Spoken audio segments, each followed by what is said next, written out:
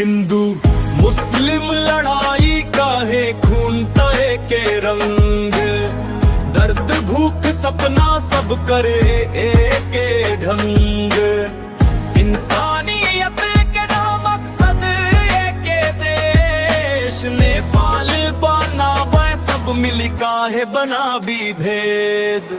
माटी एक, पानी एक, हवा एक, सांस, मंदिर मस्जिद बीच का है ई नफरत तक प्यास।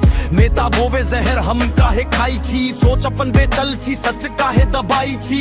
नाम बदलाए धर्म बदलाए पर खून तलाल, माँ के आंसू बाप की दर्द सब जगह एक हाल। गलती के बीच बोवे जे ओ लड़ाई के सौदागर, हम भाई छी हम देश छीने चाही ओ जादूगर।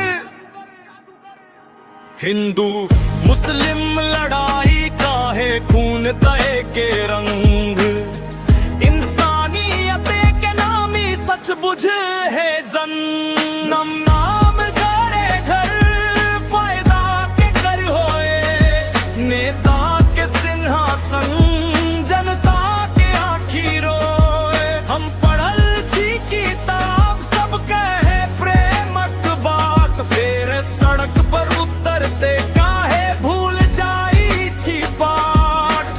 मस्जिद में दुआ, मंदिर में आरती, माँ के गोद में सब बच्चा काहे ई राजनीति। जात धर्म के जंजीर तोड़, हाथ में हाथ धर, देश बने मजबूत जन हम साथे आगे बढ़।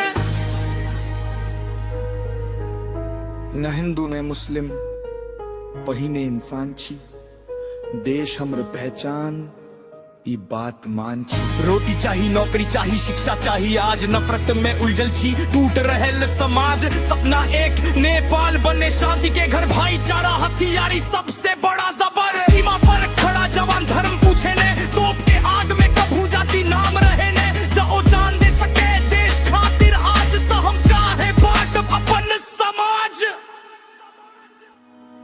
हिंदू मुस्लिम लड़ाई छोड़ भाई बनी जिए, खून इंसानियत लक्ष्य की बात मानी लिया।